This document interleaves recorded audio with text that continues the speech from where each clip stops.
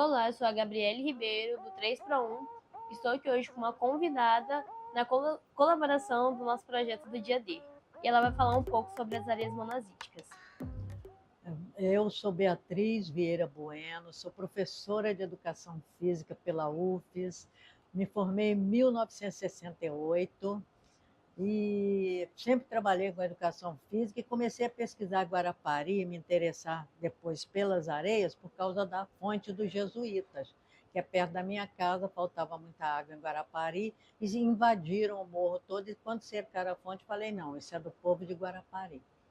Aí fui pedir o tombamento, me pediram um embasamento histórico. Eu falei, o que é isso? Você tem que provar, você tem que xerocar documento, você tem que reproduzir fotos antigas. Aí eu saí pesquisando e acabei me apaixonando por Guarapari, o que me deu a oportunidade de escrever um livro chamado Guarapari Muito Mais Que um Sonho Lindo. E depois a gente fundou um museu ali na Casa da Cultura e tinham as areias, e por causa das areias expostas lá, e como eu coordenava o espaço, e todo mundo perguntava para que servia, eu só sabia que curava reumatismo, a única coisa que eu sabia. Aí eu comecei a pesquisar, porque eu fiquei com vergonha de administrar um local e não saber explicar sobre o material que a gente tinha lá exposto. E aí começou tudo. Então, Beatriz, como que as areias monazíticas foram descobertas em Guarapari? Primeiro foram descobertas no Brasil, em Prado e Caravelas. E aconteceu por acaso. Uma pessoa, um comandante de um veleiro da frota de John Gordon, que era um americano, ele olhava, ele observava tudo. O saber olhar é muito importante.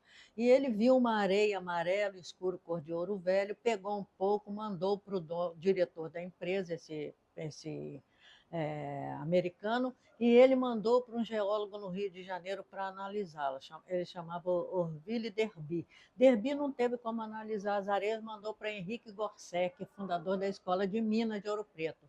E foi ele quem analisou pela primeira vez as areias monazíticas do Brasil. E ele publicou nos Anais de Ciências da Universidade de Ouro Preto e de Paris, dizendo que era um minério, mas que na época não havia emprego industrial.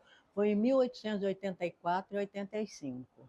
John Gordon passa a mão no resultado e vai para a Europa procurar mercado. E a primeira coisa que fabricaram foi camisinhas para lampiões a gás. A fábrica era na Holanda e a marca era Auer. Camisinha para lampiões a gás, vocês não conhecem. Tinha aqueles bujõezinhos pequenininhos, eles acendem o pavio ali, acendem o foguinho, aí põe uma camisinha, uma telinha muito fina, e ela dá uma luminosidade que ilumina uma sala inteira, sabe? Brilha tanto que ilumina uma sala inteira. Então, foi a primeira coisa que fizeram com a monazita do Brasil. Depois ele veio e começou e assinou com o governo um contrato em que ele teria direito de explorar as areias no Brasil inteiro, em terrenos devolutos, ou seja, que não tinham donos, terrenos da Marinha, propriedades particulares, e que ele pagaria 4% de imposto para o governo brasileiro. E depois mas aí eles deduziam o gasto com a exploração e a extração e para a exportação, sobrava menos de 1% para a gente. Então ele chegou aqui em Guarapari, e Guarapari, gente, tinha uma radiação ímpar no mundo. E ele, em 1906, funda a Mibra. Eles fundaram a primeira sociedade, Société Brasilienne, Franco-Brasilienne, que tinha sede em Paris, em Montmartre, número 29, Avenida Montmartre. E aí eles fundam a Mibra, que era ali no cais, perto das escunas, que tem um muro que está abandonado hoje, para separar as areias, porque antes eles levavam tudo misturado. Aí eles separavam as areias e colocavam em sacos no Trapiche. Trapiche era o Porto de Guarapari, que é onde aquele bar hoje, aquele restaurante do Caranguejo, ali no começo do Cais das Escunas. E eles depositavam as areias ali. Na época, gente, entravam navios aqui da altura de um prédio de 4 andares para levar as areias. E depois, até 1940, meados de 45, eles exportaram assim. Mas quando veio para Guarapari, o médico e cientista Silva Mello, que é o nome da escola de vocês, que vocês tinham que estudar a história desse homem, que era um homem admirável, e ele havia feito, ele era pobre, a irmã dele ajudou ele a estudar medicina, ele foi para a Europa, para a Alemanha, e ele foi fazer um estudo sobre radiação que estava começando, no começo do século passado, no século de 1900, né, século 20. Então, ele pegou e começou a estudar sobre isso, aí começaram a descobrir para tratamento, raio-x, tudo ele trabalhou nessas pesquisas todas. E volta depois da Segunda Guerra Mundial, que ele passou, da Primeira Guerra Mundial, que ele passou a Primeira Guerra lá, e chega aqui, ele ouve falar de Guarapari e vem para cá. E ele é que falou, que chegou e peitou o governo brasileiro, como é que cobra tão pouco para extrair nossas riquezas. E ele reuniu o povo em praça pública e falou do sonho dele. Agora, é uma delícia ler o começo do livro. Ele descreve Guarapari como eu gostaria de ter conhecido. Sem nada, sabe? Só com os pescadores, uma pobreza muito grande. E quando eles fundam a Mibra, eles pagam o salário mínimo. Aí muita gente foi trabalhar lá, porque eles eram pescadores, pescador um dia ganha, outro dia não ganha, né? Então eles preferiam trabalhar lá e ficaram assim sujeitos à radiação, uma radiação muito forte, porque tinha concentração desses minérios e todos eles são radioativos. Então, eles ficavam, mas houve uma pesquisa da USP do Rio, da UF, não, da Universidade Católica do Rio, e eles colocaram os medidores no corpo desses trabalhadores, e eles tinham um nível de radiação que era compatível, que era igual ao dos outros, eles não se prejudicavam com isso.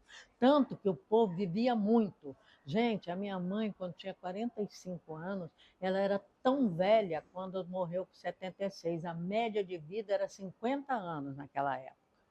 O pessoal trabalhava muito, as mulheres, então, principalmente, né? Aí, e aqui em Guarapari, não, o pessoal vivia 90, 100 anos. A senhorinha que catou as conchas para fazer a primeira vez um enfeite de conchas lá na parede da antiga matriz, ela morreu com 130 anos. Dona Aninha Ribeirinho morava ali na pracinha, eu tenho até foto dela. Diz que ela era muito alegre, da família dos Trajanos, os médicos. Pois é, aí ela dançava, ela se enfeitava, ela se pintava, ela se pendurava. Ela era simples, humilde e tudo, mas tinha muita bijuteria assim, de conchas que eles mesmos faziam. E ela se gostava e viveu esse tempo todo. E andou até morrer. E o povo também era assim. Tanto que muito do que eu sei, eu agradeço à população antiga de Guarapari.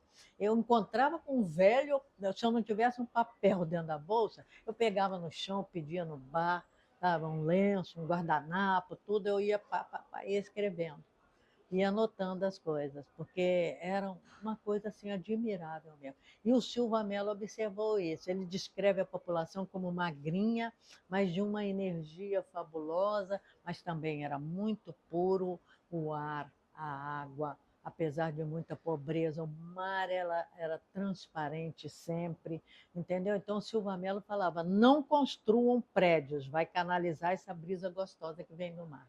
Tudo que ele falou para não fazer, fizeram. Não construam pontes, deixem entrar pelo istmo, como lá para preservar o centro ali, que é uma península, como Paquetá. Mas fizeram a ponte, por fazer a ponte, vocês podem observar quando passar por lá. Ela está lá em cima, ali perto do Dino, né? No Tigrão, ali tem uma pedra chamada Calunga. Eles fizeram a cabeceira da ponte ali. Mas eles pegaram a Ilha das Gaivotas do outro lado e aterraram. Aquele aterro ali foi um crime ecológico. Por quê? Porque as águas perderam o volume e a força e não conseguem empurrar os detritos para o alto mar. E isso aí assoreou a entrada do porto de Guarapari. Podiam entrar navios ainda, sabe? Então, mexer com o meio ambiente é meio complicado. E a história das areias, ele é que falou para todo mundo, ele é que contou. Falou, isso daqui é uma maravilha da natureza.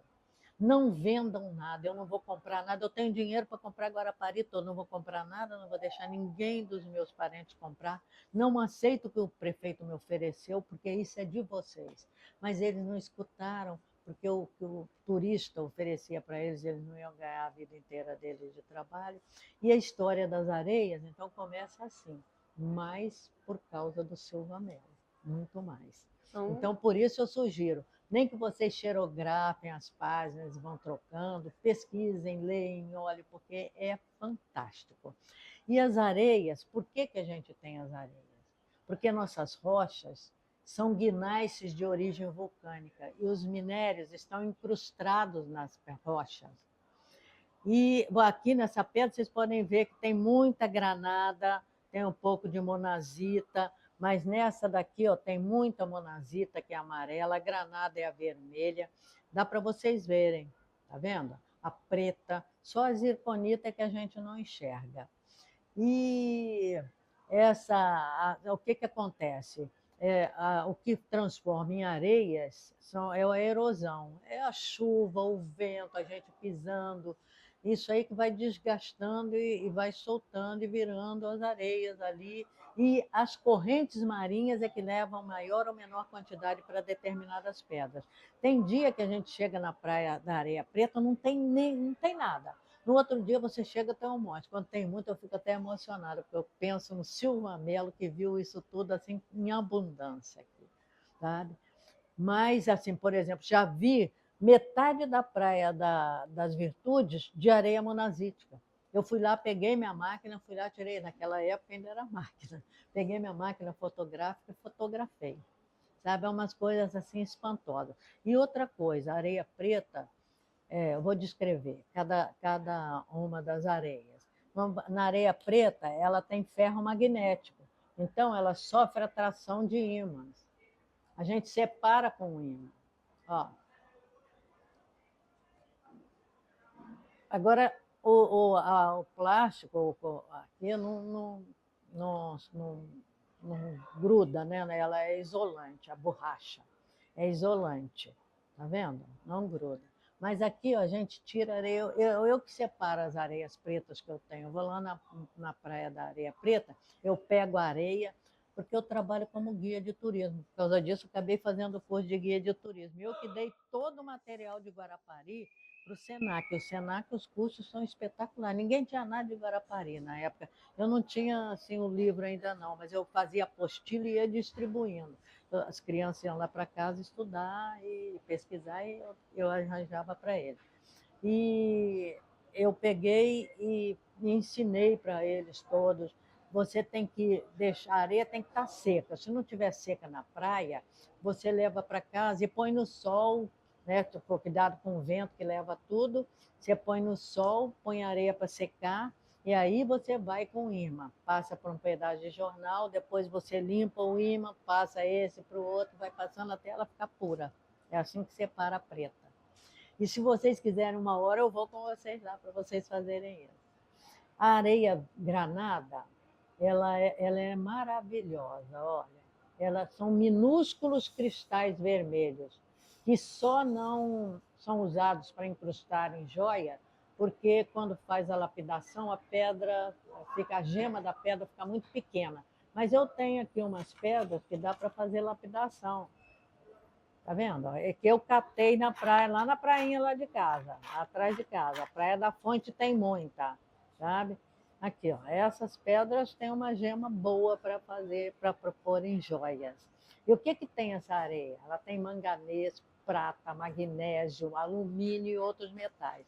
Ela é usada para a fabricação de vidros especiais para lente de microscópios, telescópios e lentes fotográficas especiais. Por isso que hoje as fotografias saem mais nítidas, sabe? E antigamente não. E às vezes você tirava foto, não saía uma que prestasse. 36, batia 36 fotos, gastava um dinheirão, porque era caro, e às vezes não prestava uma, por causa da lente, que não era boa, né? A zirconita, que eu também acho maravilhosa, ela é cinza, olha como brilha toda. Ela tem zircônio e ela é usada na indústria química e metalúrgica, né? Também para a produção de louças sanitárias especiais. Tudo é para tecnologia de ponta. A monazita, eu vou falar da monazita agora, olha, que é essa daqui, ela é amarela escuro, cor de ouro velho. Gente, essa areia tem terras raras. Se vocês pegarem a tabela periódica de elementos, vocês vão encontrar todos eles. As terras raras são fabricadas todos os aparelhos micros, por isso que não pode jogar bateria de telefone celular em qualquer lugar, é radioativo, sabe? Então você vai jogando, vai outro joga, contamina o solo, né? Então você tem que depositar nos lugares certos. Mas ó, ela tem um samário de alta pureza que eles fabricam minúsculos ímãs, muito mais leve e potente que os convencionais, que está dominando a eletrônica. É usado na indústria aeroespacial, né, para fabricação de raio laser de uso médico e uso industrial, tanto que esse laser que corta o alumínio, ele não danifica as placas.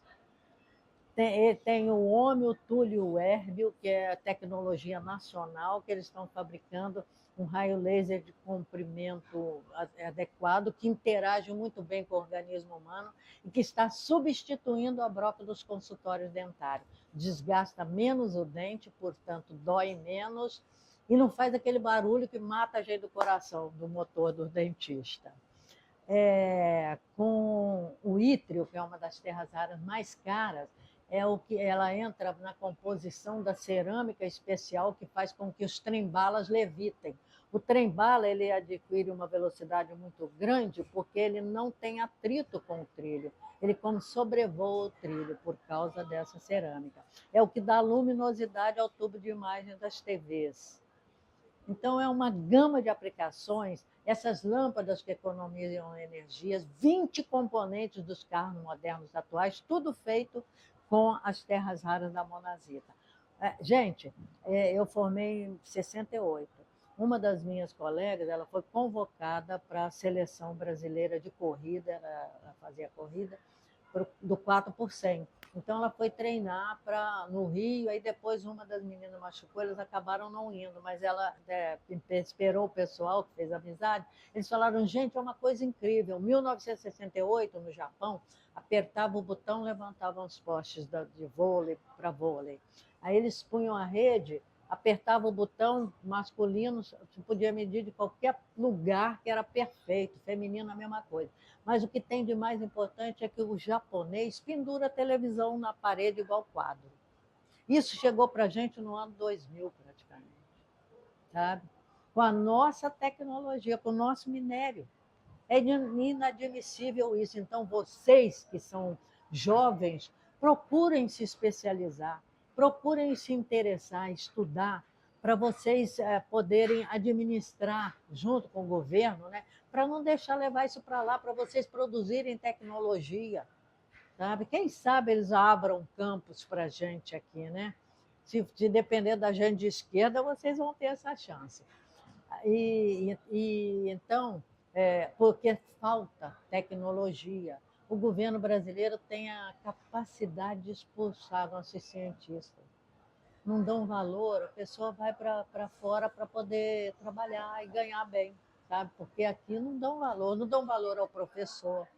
Os salários, você vê um vereador de Guarapari ganhar 15 mil e a gente com pós-graduação, com mestrado, tudo ganhar 4 mil, pô, é uma aberração um negócio desse, né? Nós queríamos que você deixasse uma mensagem de conscientização para todos os alunos, uma mensagem de preservação desse material natural, dessa beleza que se chama areia monazítica. Nós temos que lutar para não deixar construir nada em cima de prédio, de pedras e à beira-mar, porque a gente encobre isso daqui, enterra isso tudo, sabe? Então, tem que ter um afastamento. Por exemplo, na Praia do Morro, se eles tivessem explorado a areia monazítica, ganhavam mais dinheiro que construindo prédios. Mas nunca quiseram saber, nunca quiseram estudar, entendeu? O estudo é fundamental, gente, para o crescimento. Conhecimento liberta, não é isso? Sim. Agradecemos pela sua participação, pela colaboração no nosso projeto do Dia D. E Fica essa mensagem, então, para todos os alunos da preservação das areias. Isso aí. Agora eu posso mostrar um pouquinho só Com aqui certeza. Olha aqui, gente, ó. Olha como a gente separa as areias, ó. Ó.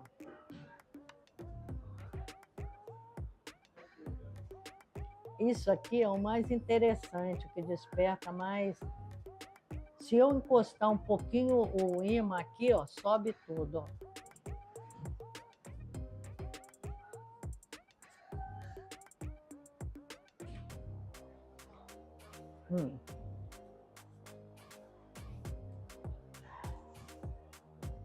Ó. É legal a beça, né, Ian? Tá vendo? É isso aí, gente. Obrigada pela oportunidade de partilhar esse conhecimento com vocês.